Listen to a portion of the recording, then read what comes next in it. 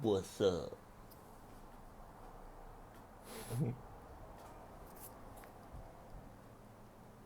Um,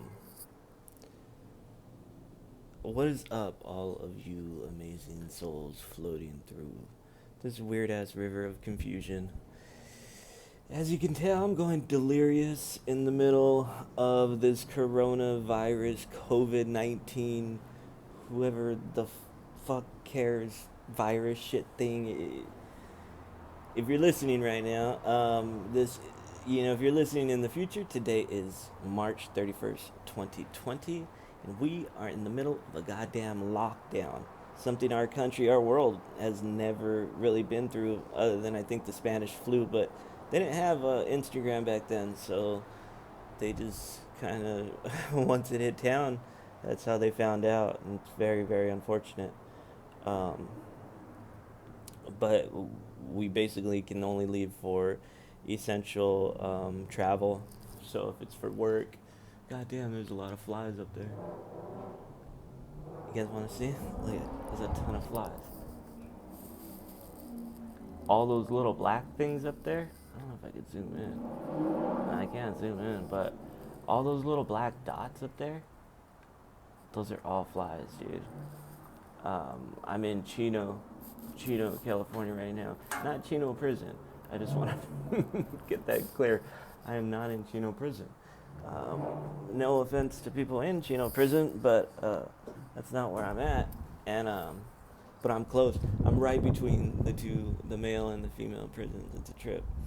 Um, but anyways, you know what's funny if you're listening in the future? Weed shops are popping right now. You drive by a weed shop with the little green cross, it's fucking like lines right now. And it's funny to me because our government makes the obvious, like, they shun upon it. But if you just look around, like, dude, your people want to smoke weed. They've been wanting to smoke weed, and they have been smoking weed. So, uh, this is not a weed rant. Let me change subject. This is not a fucking weed rant. This is a talk about. This is to talk to the future person and say shit is fucking messy right now, and people are messed up, and there's no toilet paper, there's no water. Old people can only go to the market at the ass crack of dawn. You cannot cough on your friends like you want to. There was a time when we thought, boys are goddamn stupid, dude. We thought it was funny to like sneeze in someone's face, one of our friends' face, and we would do it. Oh God, the smell of a sneeze is fucking disgusting. If anybody knows what that smells like, it's horrific. Ah God, I hate when people drink on air too. I'm sorry for doing that. I should have took the microphone off. Oh man, my belly pressed something. Um, is yeah, it's gross right now. Um, it's gross. The shit is weird. If I hope some of you are staying safe and staying away from people. A lot of you might not be taking that very seriously, and that's your choice. Because once it affects, someone in your household, then I think you'll realize, the effects of probably staying inside and not fucking around. I went to a 7-Eleven and I realized how fucking gross that was.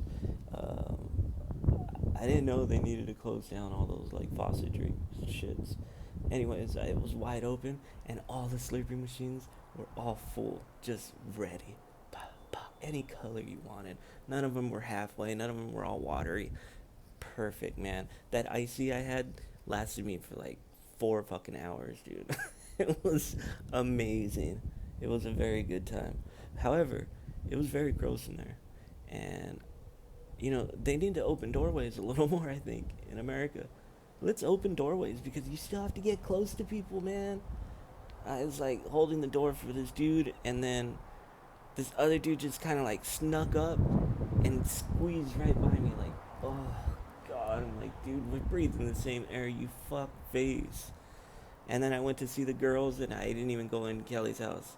I swear to God, I talked to the girls out of the window, and I'm like, fuck that. I can't live with the guilt of bringing this stupid shit virus to anyone in my family, especially my girls. Fuck that.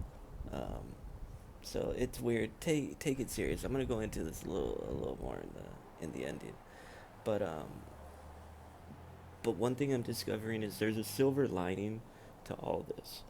Um, it's we. W-E. We is what we can combat this shit. I don't want to sound like a preacher or anything, but goddamn, I remember the unity that was shown after 9/11, and that shit was tight for like 1 week, dude. I remember, I didn't grow up in an affluent area, and I remember after 9/11 happened, like one of the families on my neighborhood block wanted to do like a I want to say like a kumbaya, but that sounds fucked up. Like not a seance. Fuck, dude, I can't think of it. I don't know. Everybody got together with candles and they prayed, but it was weird. Like everybody was there. I don't think all my friends were there. I think maybe my parents just made me go, but it was really cool, dude. People came together. Fuck that. It was nice, and this shit here, it's testing us. I think it's affecting us from the inside. It's gonna ask more than it's gonna be more than 1 week. We have to straighten up. It's just we. You can say what you want about the government, and but they're putting their money where their mouth is. We have money coming to us apparently in a couple weeks. Every citizen will receive some type of stimulus check, but I know they're working out all the possibilities, and they're working out the who's not getting it list. And there's always going to be controversy. There's always going to be people affected. It's going to be difficult. So I'm excited for, I hope, a majority of Americans. But there's going to be things that the media is going to want to exploit.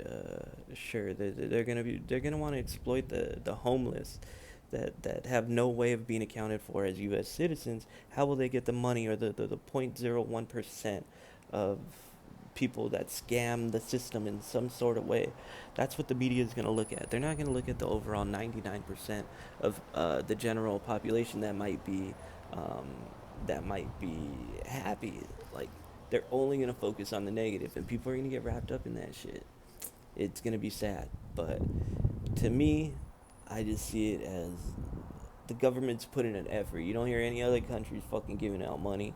I don't know, maybe there are and I haven't paid attention, but this is the first time the government's just trying to give us money to help us all get through this time. Like, how the fuck do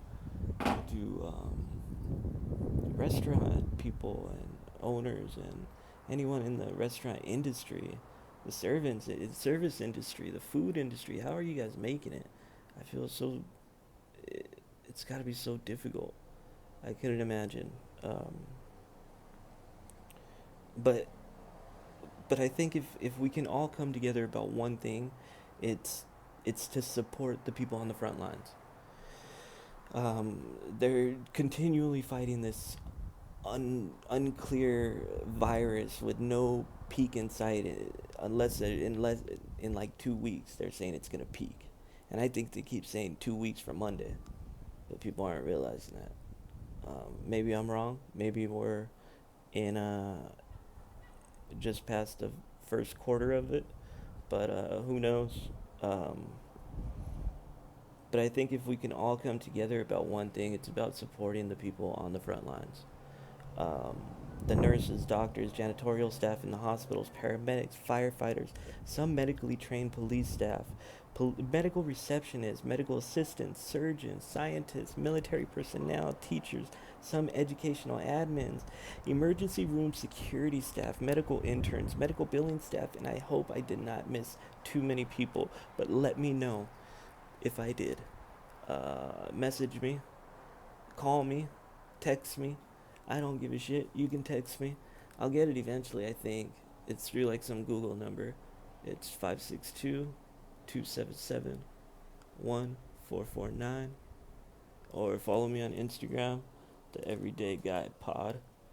Go go to my website, Everyday Guy Podcast, or the Everyday Guy Podcast at .com, and check out what I'm putting up. And if I missed anyone, please let me know. It was not intentional. All of these people are still showing up to the epicenter, like the hospital. I'm so fearful to go to the hospital. One of my family members has to go to the hospital in the coming like week and shit, and I'm super like nervous for him. But that's when I had to put the trust into the frontline staff. You know, they just, I hope they fucking do what they need to. And I think they will. But I gotta say my hat is off to you. I don't even have a hat. My beanie is off to you. I appreciate you guys. I have some of you in my family. I hope you know how much it is appreciated. Those teachers in my family, those people that still show up to work to get things moving, that are essential. It's a trip, but they're right there in my family, and I appreciate every single one of them. Frontline workers can be the epitome of we. To me, that's like, it's all everything. If we can come behind frontline workers and put aside any bullshit, I think it'll help us. Look, people meet in the wrong times in their lives, and shit happens. It's uncontrollable and it's inevitable. People are always gonna just fuck things up. Men are always gonna fight. Men are gonna clash. They're gonna meet the wrong times in their lives, and things are gonna go wrong. But now we actually have a chance of just being we. Put all that shit aside. Because people are dying out there. People are getting real sick. People are gonna be like real affected from this shit mentally. Some people have never been in the hospital. They gotta go in for 2 weeks. It's gonna fuck them up, dude. And some that don't even have family. Man, it's gonna be tough, but we can do it. And follow the rules and suggestions of what's being put out. Whether you agree or not, just social distance. Do it your way. That's my opening speech, and I hope you better remember everything I just said, or I will show up to your residence, and I'll show up in the heater. That's from American History X. There's a scene in American History X where a white boy is getting picked on. Well, what it appears to be is a white boy told on a black student in class that the black student was cheating. And the black students cornered the white boy in the bathroom and started pushing him around, and he fell to the ground. And one of the main characters comes out of the bathroom stall smoking a stove and blows smoke right in the black dude's face. And you could tell he's like a skinhead, shaved head, kind of the green German fucking soldier jacket. But he goes over there and he's like in the black dude's face, and then turns around like the bell rings or something. And I always remember the black dude's walking away and go, yeah, he don't want to see me in the heater. And then some other dude, yeah, that's right, man. Oh, fuck, man. Oh, God. That was good. That was good. I don't know if anybody else liked it. Yeah, I'm getting low on water. I love water, man. I'm telling you, I drink like 10 of these a day. And I just throw the cup away each time. I'm just kidding, I don't do that. But I don't really care about plastic. Some of y'all motherfuckers, what did Donnell Rawlings said it on Joe Rogan. There's always gonna be people that care about plastic. I don't think I'll ever be one of them motherfuckers.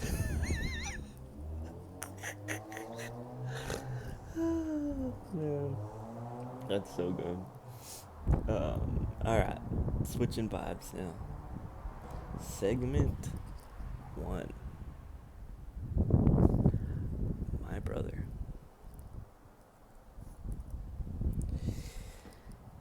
if you have the gift of knowing me, God, that sounds so egocentric. If you have known me, you know how much my brother has impacted my life.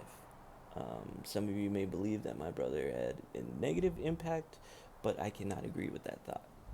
Um, my brother has shown me a lot of love and a lot of life experience. Through his own life, I got experience of a lot of things that I had no desire to ever know, but I can't say they didn't help me in the future. Some of them helped me more than what I learned in school. An example of this is drugs, gangs, self-medicating in the early onset of depression, bipolar disorder, anxiety, and trying to function through fucking life with no guidance, no medication, and no one trying to help. I, I, I shouldn't say trying to help. There were people trying to help. No way of accepting people's help is how I should say it. Um, I wish I could go over all these things my brother introduced to me, but I can only touch on one today. I plan to always talk about my brother. He means the world to me, and I'm proud of who he's trying to become. You know, even in his own way. You know, there's I'm not religious by any means. I'm agnostic, and sometimes I float on the borderline of atheism. But I there's Father Greg Boyle, I think. Um, the guy who started Homeboy Industries. He always had a good saying that don't judge people on um, how they carry their load. Judge them on the load they have to carry, and or not judge them on the load they have to carry. Admire them for the load they carry. And that I try to look at my brother in that way. Has he hurt some of us? He has.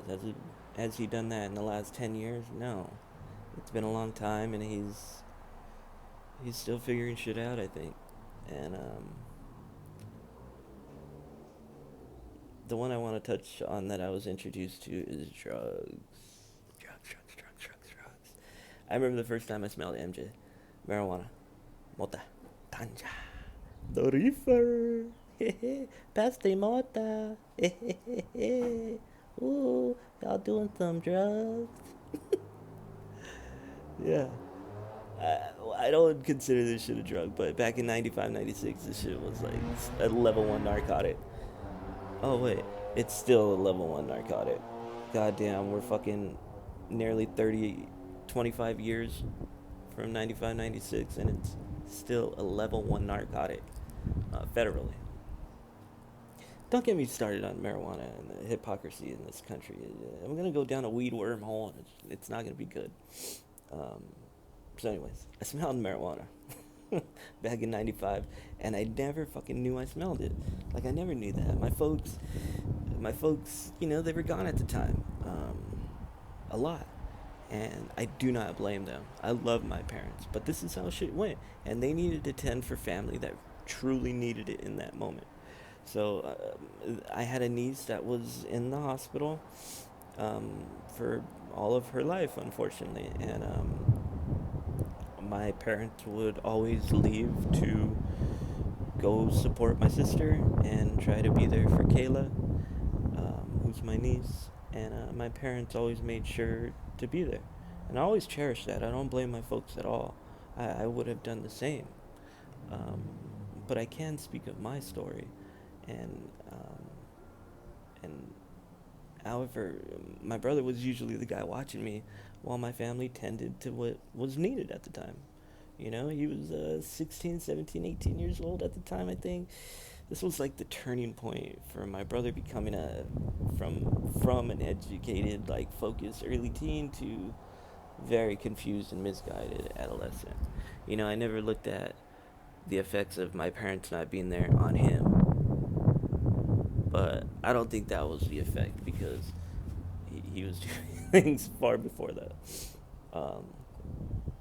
So he'd be like smoking a bowl out of a shitty peace pipe or like an apple or some shit, and then with his two neighborhood friends. Sorry, sometimes he wouldn't even go to school. I always thought he was like so dangerous because he did school. So I remember him, seeing him go from smoking weed to huffing like spray paint cans in my dad's garage. Spray paint cans, like spraying paint into like a little brown bag and huffing that shit. I'd crawl to the countertop and watch him outside from the blinds to see, I'd barely put my eyes through so he couldn't see me. He'd be with a couple guy friends and some chola, like kind of provocatively dressed and flirtatious women. I remember I'd always say, or they'd always say, "Oh, Philip, your brother's so cute." So I'd walk with my fucking chin up high when I hear that shit. But most of the time, that compliment was followed by my brother saying, "Get the fuck out of here, Rudy. Go inside." And then I'd usually get sad and cry and run away or something. Or like I'd get mad at my brother, so mad, and I'd take off running inside. And like I was fucking hungry, dude, or something. Like, dude, make something, clean the house, do something, motherfucker. But yeah, it was just the way it was. And so I saw my brother smoking, huffing paint, smoking bowls. And I was about 8, and I never knew what the fuck he was doing. I knew it was wrong by the way he made every effort to hide it. He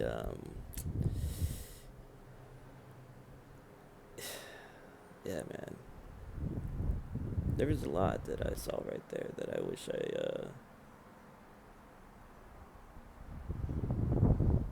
I could have fixed for my brother.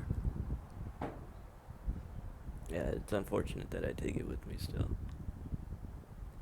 Um, kind of pushing forward a little, he moved on after his adolescence and attempted to establish like a true home for his son and his girlfriend at the time. And I do not know what occurred in that time that they were all living together. They lived in an apartment, I think in La Mirada. They had a nice little place. The only thing I know is the effects after. Um, After they separated, and again, I don't know why. Um, my brother found love in the streets, man. He he went back to those young misfits from high school that were now in local gangs and doing more than huffing paint and smoking bowls now. Uh, he he was probably like 21 at this time now, and struggling, struggling. And my brother was introduced to the world of manufactured drugs, crack, cocaine, crack cocaine and meth, and all that dirty shit. His drug of choice at the time was meth, and he did anything and everything to feed his habit at that time. He'd rob you for it. No bullshit. And it was a dark time in his life. And I know my brother has moved on far from those times. Although he has some demons that he is facing, I'm proud he's no longer facing it with that bullshit ass substance. That dirt, trash, grime, junk, piss. God damn, some of that shit is fucking disgusting, man. But I know my brother's moved on from those substances. Um, However,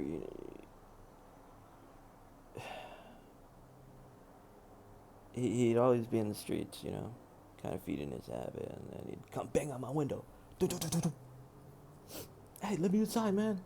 Doors are locked. Fuck. Mom said she didn't want him inside.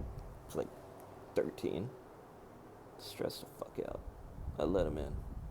It's my brother. It's fucking cold outside. 13 years old. I always loved my brother. So I'd let him in. He'd clean up, sleep sometimes,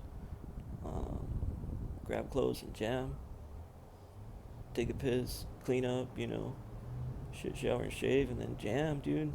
But he knew when to come when my parents weren't around, so he knew what he was doing.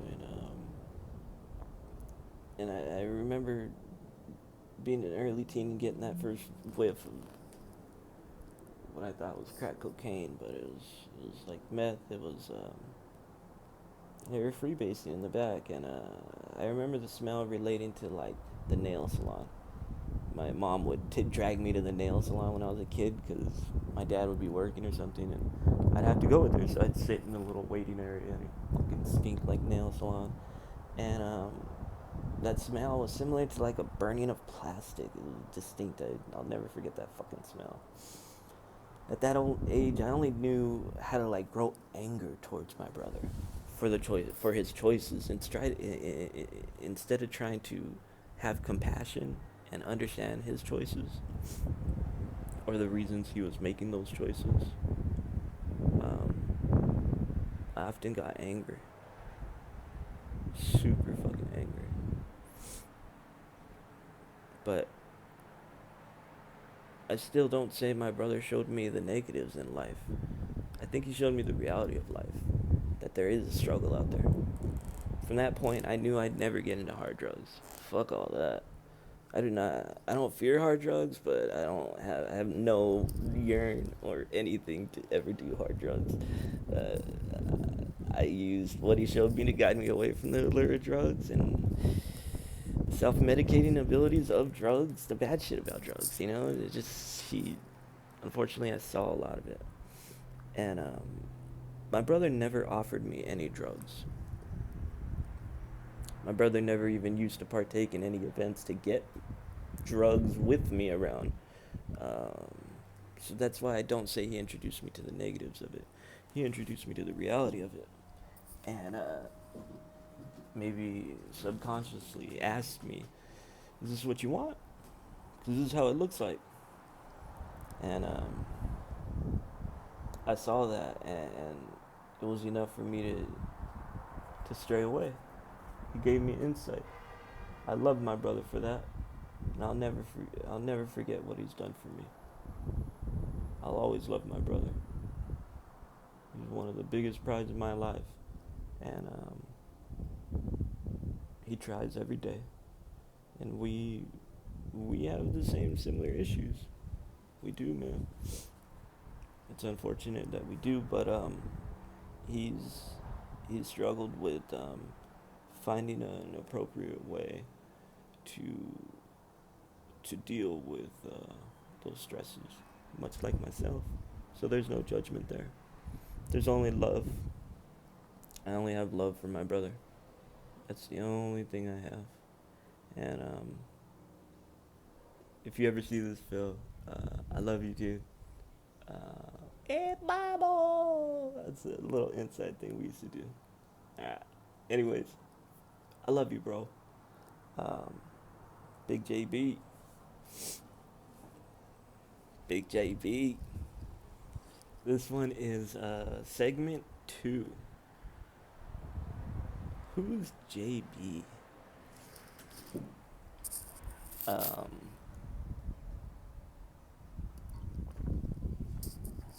this is gonna be a good, fun segment for me. Somebody just threw a body away. Um, this is gonna be a real fun segment for me. Oh yeah.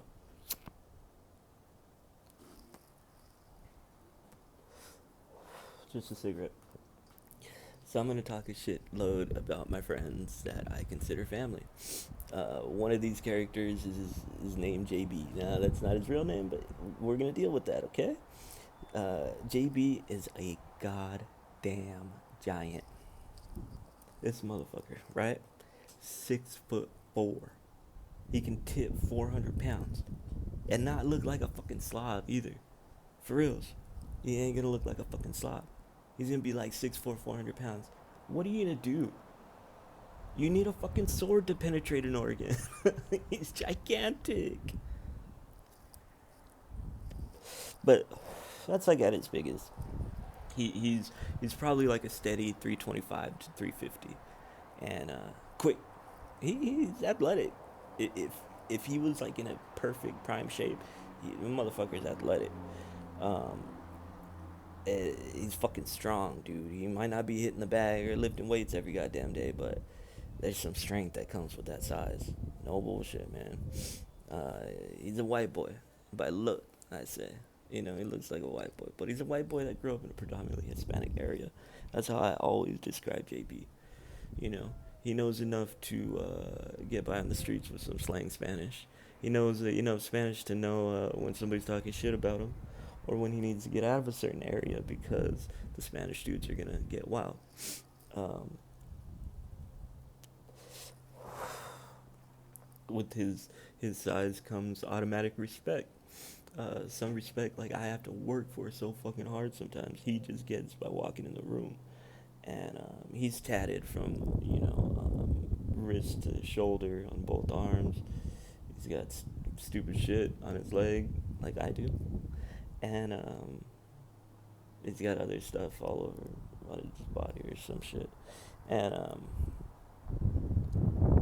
he's a big dude, so he kind of automatically gets a lot of respect. And so he'd make jokes about Spanish. He was the only dude that could do that because, fuck, all of us Mexicans are fucking tiny, dude. So trust me, I tried to jab him up a couple times.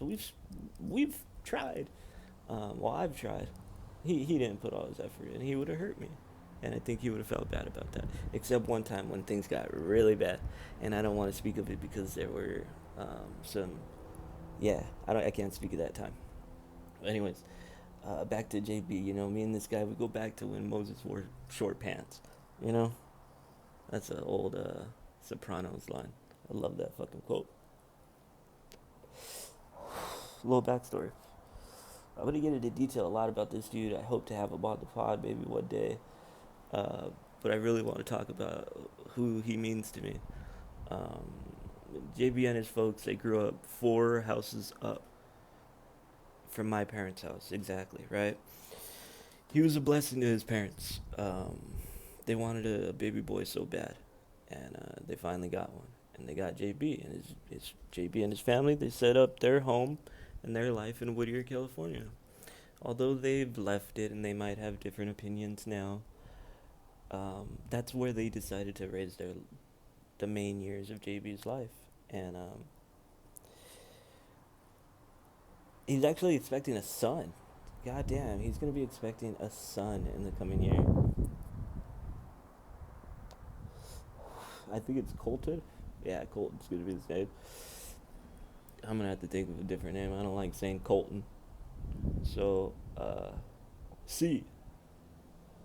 Lil C. Like on the Bronx Tale. Hey C, come here. Yeah, I didn't call you C. I didn't name you C. Your name's Collageno. That's his name, Collageno. Anyway, so back to JB. I think he came out like a normal sized baby. I don't know, but he grew, he grew big, and JB was kind of like, he might get mad about this, but I'm only being honest. He was a sensitive kid in the group. You know, he was always the big guy, and he never fully embraced how big he was until his adolescence. He just, I don't know, maybe he felt out of place, and he was extremely sensitive, and but we all were. Some of us just masked it differently. But we all were. That sensitivity shit lasted probably up until age 16, and then it was a different JB. He found out he was bigger than the majority of Whittier, man. Um, he was a fucking giant, dude, and once he realized that, I can't say I didn't use that to my advantage at times. Sure, I think when I was single, I might have tried to tell a girl that he was my security guard because I was some person that was in need of a security guard, I guess. That showed that I had money. I don't fucking know. But it didn't work out because I'm ugly, but he, he would, yeah, man, that dude was always there. He never sat down. Fucking dude never sits down. Hates sitting down. I think he had a bad experience one time, but I don't want to get into details. But he fucking hates sitting down. Hates it. Oh, I've been combing my beard too. I'm gonna grow my shit out a little more. But anyways, he's had a gnarly beard too at some point in his life, like a 5-inch, 6-inch beard and shit. But he's always, in adolescence he found out how big he was, and it was fucking dope. It was dope for everyone. I can't, like I said, I took advantage of it, and I always knew that regardless of what happened, sometimes I got my ass whooped, you know? Like, I got my, you guys can probably notice, I got a fucking, like, chipped front tooth, and, it's because I was playing basketball and I mouthed off. Somebody mouthed off too, and they got real mad, and they got me good, so they chipped my fucking tooth. But, it is what it is. Um, JB, JB knew his strength, but it took some finding out, and he had to go through the shit, you know? He had to use his strength, unfortunately, at times. And JB is no pussy. You know, he ain't scared. He ain't, he ain't scared of shit. And I've seen him act extremely irrational, to the point where people would be harmed. And and then there's times where I am in such a deep and dark valley that dude kind of just grabs me by the arm and lifts me up and tells me, knock it off. What are you doing? Get the fuck out of here with that shit, you know? And strengthens me up, you know, speaks to me like a man, I think, like an older brother, I think. And so to explain JB, you know, he grew up, and then he found his size in adolescence. But I'll go into more detail. I'm gonna end that segment with that. I'll go into more fun fucking stories we have. But for that segment, I'll end it there. Moving on to segment number 3. And I'm hearing shit. I'm freestyling now because I forgot to finish what I was writing. What the fuck is that? It's like things happening. But so segment number 3. Don't be a douche. Don't be a douche in this time. Really. Stay home with your family. Take your time. Tell the missus, hey, I need to go for a walk. I need to get out of here by myself. No, it's not to go chase another woman, honey. Give her that reassurance. But take that time for yourself, dude. Trust me. Or else you're going to turn into a douche. And what I mean by douche is a dude walking by, like, just angry. He hates his life, hates maybe what he's turned into. Maybe the person he's with, maybe the kids he has, maybe the money he makes, the job he has. Who knows? But he's angry, and he can't enjoy life because he's not giving himself the time to be alone. And although this shit might be hard for some of us, for me right now, I'm kind of thriving, dude. I'm writing more than I've ever written. I'm doing an episode like a day now.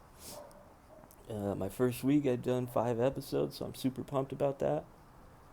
And I just want to keep pumping out content, but you know, stay home, dude. Don't fuck it up. I see a lot of dudes like just out and about, like angry. I had to go to a store recently, and I was just pulling up to the light, you know, and this dude in a red, I think, Camaro, like, pulls up, and he's just mad dogging, has, like, one arm out the window, and he's just looking at me, like, I'm like, Tick, okay, and then, I just, you know, give him the, okay, and he wasn't going for it, and, he just, like, looked, like, mad dogged me, and then fucking jammed out. I was like, dude, why are you so mad? He's probably the same age as me. And maybe if he'd caught me in a bad day, I would have tested his jaw. But no, I just yeah, I don't know. It's It's people that are just angry out there for no reason, I guess, or they have their reasons, but they have no way of expressing themselves. Maybe they're not getting the time alone, or when they are getting the time alone, they're using it poorly, and that's a choice some men will make. But I'm just asking you to don't be like that. Don't do that shit. Stay home with your fam, dude. You ain't got a fam? Talk to people. Call me, dude. I ain't doing shit. Call me. I'm not doing anything right now other than working here and there. Super easy. So I get my work done. I do what I need to, and then I work on the pod here and there. So yeah, send me an email. Send me a text. I'm always open to anything. I'm just asking for most of you not to be, a-holes out there. Be good, stay home, and be nice. That's it. Just have compassion. That's it, dude. Just be nice. Be nice. So I want to leave you guys with that. Be nice to one another. Don't be a jerk. Give somebody else the right of way. Somebody's trying to get over, let them get over. The traffic is like empty. I can make it from Chino to Whittier in 30 minutes. It's amazing. I love it. Sometimes I just go to my parents and stare at them out the window. My mom makes breakfast when I go over there. It's so good. I love it. Anyways, eat breakfast too. I'll leave you guys with that shit too. Eat breakfast. But follow me, please. Like and subscribe. The only way I'll get this shit going. The only way I can get this podcast where I want it is if you guys share it and tell your friends about it. Thank you. I love you.